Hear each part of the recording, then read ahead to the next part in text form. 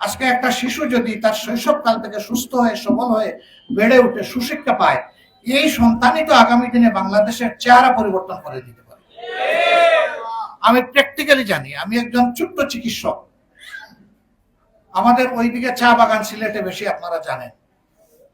সিলেটের একজন চা বাগানের শ্রমিক, যাদেরকে কুলি বলা হয়, সেই শ্রমিকের একজন সন্তান, তিনি আমাদের একটু সিনিয়র একই মেডিকেল কলেজে আমরা লেখাপড়া করেছি। বাংলাদেশে এখন এই হ্যান্ড সার্জারির তার উপরে আর কোনো বড় সার্জন নাই। তাহলে ওই ঘরেও তো মানিক লুকাইয়া আছে। সেই মানিকের মেধার বিকাশ হলে এই লোকের এখন সার্ভিস কে পাচ্ছে? আমার মতো লোকেরা পাচ্ছে, আমার চাইতে আরো যারা বেটার পজিশনে আছে তারা পাচ্ছে, গরিব দুঃখী মানুষও পাচ্ছে।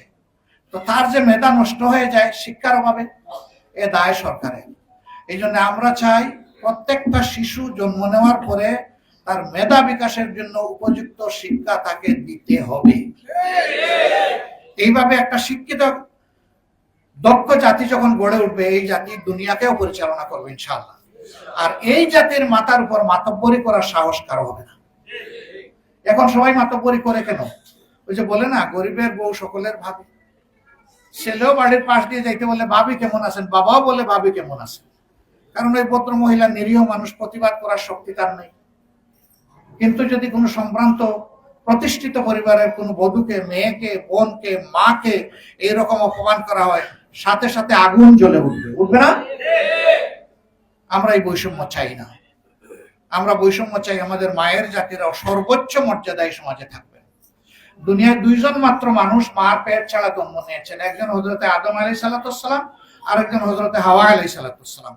আর বাকি সকলেই দুনিয়ায় এসেছেন মায়ের পেট হয়ে। সুতরাং মাকে মায়ের মর্যাদা দিতেই হবে। তিনি গরিব না তিনি ধনী এটা বড় কথা নয়, তিনি মায়ের জাতের সদস্য। এই মর্যাদা মাদেরকে দিতে হবে আমাদের। আমরা সেই মর্যাদা দিতে পারি না বলে আমরা সন্তানেরা আমরা সম্মান ভোগ করতে পারি না। সম্মানিত ভাইয়েরা, আজান হচ্ছে, আমি আর কথা বাড়াবো না।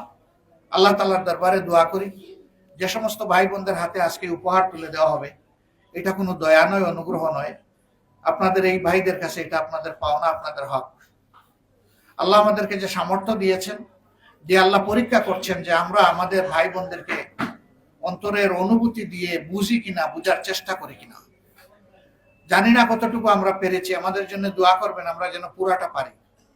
আমরা যেন পুরাটাই মানুষকে সম্মান জানাতে পারি, পুরাটাই যেন মানুষকে ভালোবাসতে পারি। মানুষ ধনী না গরিব, শিক্ষিত না অশিক্ষিত, আমাদের কাছে এটা বিষয় নয়। মানুষ আশরাফুল মাখলুকাত, এটাই আমাদের কাছে বিষয়।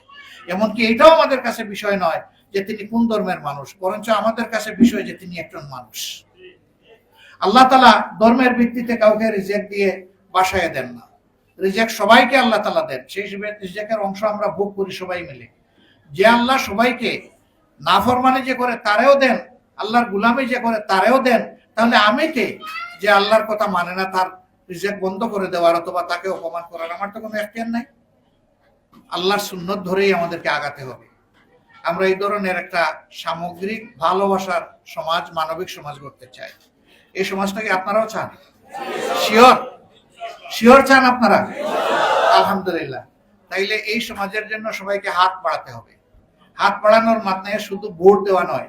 হাত বাড়ানোর মানে যে যেখানে আসি ওখানে অন্যায়ের বিরুদ্ধে দাঁড়াতে হবে এবং সত্যের পক্ষ নিতে হবে ইনশাআল্লাহ।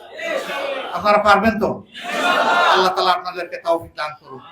এবার সামান্য উপহার সামগ্রী যেটা ভাই বোনদের হাতে আমরা তুলে দেব, আমি হয়তো সবার হাতে পারবো কিনা আমি জানি না। আমি যতটুকু পারি দিব, বাকিটা আমাদের ভাইয়েরা দিবেন। যাদের তালিকা আছে ইনশাআল্লাহ তারা সকলে পাবেন। কেউ না আসতে পারলে তার বাড়িতে আমরা ইনশাআল্লাহ পৌঁছে দেব। আমাদের জন্য খুবই ভালো হতো আপনাদেরকে সম্মান করে সবার ঘরে ঘরে যদি লুকিয়ে কেউ না দেখুক এরকম যদি পৌঁছে দিতে পারতাম, মনে বড় আনন্দ অনুভব করতাম। আজকে পারলাম না, আগামীতে যাতে পারি আপনারা আমাদের জন্য দোয়া করবেন। আসসালামু আলাইকুম ওয়া রাহমাতুল্লাহ।